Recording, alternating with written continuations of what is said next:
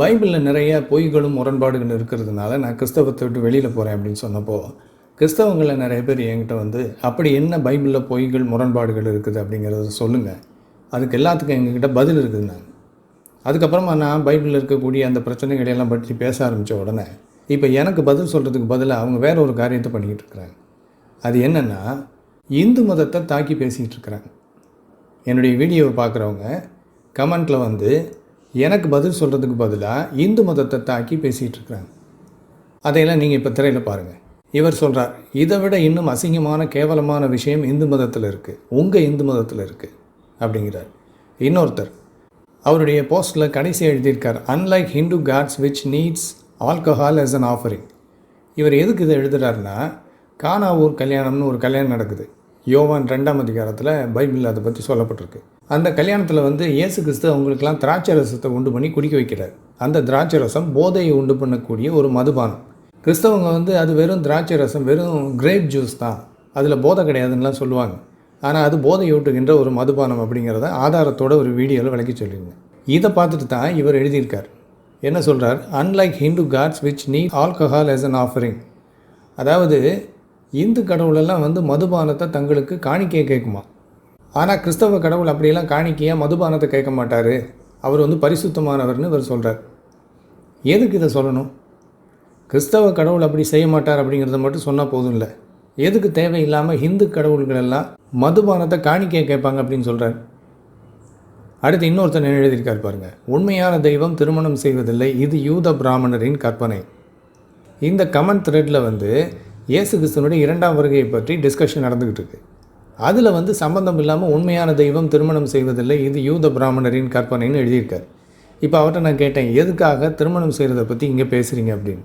அதுக்கு என்ன பதில் சொல்கிறார் பாருங்கள், இந்து தெய்வங்கள் திருமணம் செய்வதற்காகவே இருக்கிறது, உண்மை தெய்வம் தூய்மையாக பிறந்து தூய்மையாக வாழ்ந்தார். இங்கே நாங்கள் பேசிகிட்டு இருக்கிறது இயேசு கிறிஸ்துவனுடைய 2ஆம் வருகையை பற்றி. அதில் வந்து சம்மந்தம் இல்லாமல் இந்து தெய்வங்களெல்லாம் திருமணம் பண்ணுறதுக்காகவே இருக்குது, இயேசு கிறிஸ்து வந்து தூய்மையாக பரிசுத்தமாக பிறந்து வாழ்ந்தார்னு அவர் சொல்கிறார். ஏதாவது சம்மந்தம் இருக்கா? சம்மந்தமே இல்லை. அடுத்து இன்னொருத்தர், இவர் என்ன எழுதியிருக்கார் பாருங்கள், சிவனும் 2 மனைவி, முருகனுக்கும் 2 மனைவி, சூப்பர். அப்போ இந்த கிறிஸ்தவங்கள்லாம் என்ன பண்ணுறாங்க அப்படின்னா, பைபிளில் இந்தந்த பொய்கள் முரண்பாடுகள் இருக்குது அப்படிங்கிறத நான் ஒவ்வொரு வீடியோலையும் எடுத்து சொல்லும்போது அதுக்கு பதில் சொல்லாமல் இவங்க என்ன பண்ணுறாங்க, என்னை வந்து ஒரு இந்துவாக காட்டுறதுக்கு விரும்புகிறாங்க. என்ன ஒரு இந்துவாக சித்தரித்து காமிச்சு, உங்கள் மதத்தில் இதை விட மோசமான காரியங்கள்லாம் இருக்குது, இதை விட கேவலமான காரியங்கள்லாம் இருக்குதுன்னு இவங்க சொல்கிறாங்க. நல்ல ஒரு விஷயத்தை கவனிங்க, இந்த சேனலில் கிறிஸ்தவ மதத்தில் இருக்கிற பிரச்சனைகளை பற்றி தான் நான் பேசிகிட்டு இருக்கேன், இந்து மதத்தில் இருக்கிற பிரச்சனைகளை பற்றி பேசலை. இந்து மதத்துக்கு ஆதரவாகவும் நான் பேசலை, எந்த மதத்துக்கு ஆதரவாகவும் நான் பேசலை.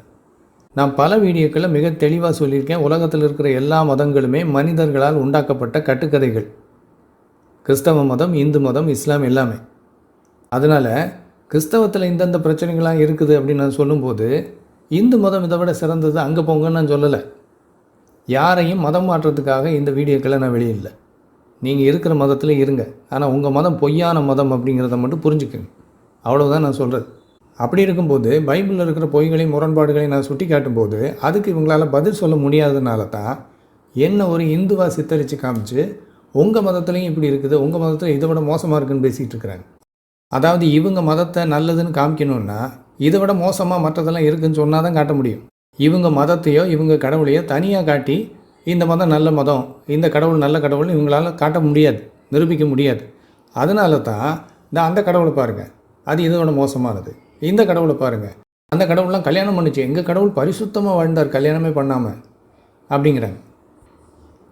இப்போ இதில் என்ன நம்ம கவனிக்கணும்னா, பைபிளில் பலவிதமான கேவலமான விஷயங்கள் இருக்குது, பல மோசமான கட்டளைகள் இருக்குது.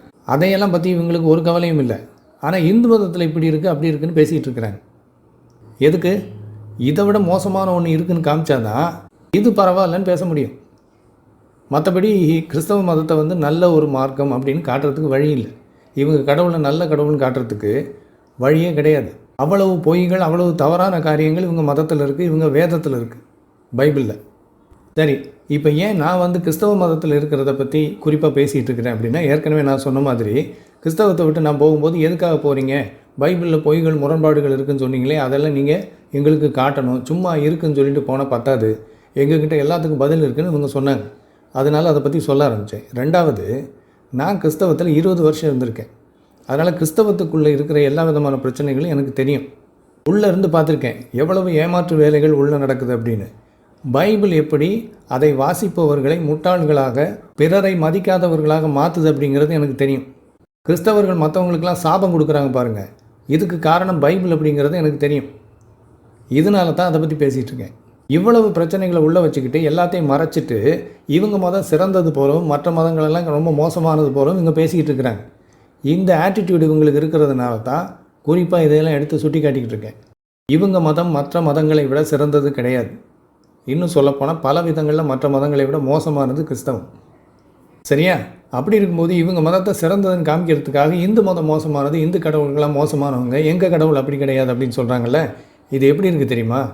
ஒரு திருடனை பிடிச்சிட்டு போய் கோர்ட்டில் நிறுத்திட்டாங்க. ஜட்ஜு கேட்குறாரு, இவன் என்ன தப்பு பண்ணா அப்படின்னு. இவன் 4 வீட்டுக்குள்ளே புகுந்து கொள்ளையடிச்சிருக்கிறான் அப்படின்னு அந்த போலீஸ் சொல்கிறாங்க. இப்போ உடனே இவன் என்ன பண்ணுறான்னா, தினம் கோர்ட்டாரவர்களே, நான் 4 வீட்டுக்குள்ளே புகுந்து கொள்ளையடிச்சிட்டேன்னு இவங்க என் மேலே குற்றம் சாட்டுறாங்க. இன்னொரு திருடன் இருக்கான், அவன் 6 வீட்டுக்குள்ளே புகுந்து கொள்ளையடிச்சிருக்கான், அதனால் என்ன நீங்கள் நிரபராதின்னு விடுதலை பண்ணணுங்கிறான். இப்படி தான் இருக்குது கிறிஸ்தவங்க பேசுகிறது.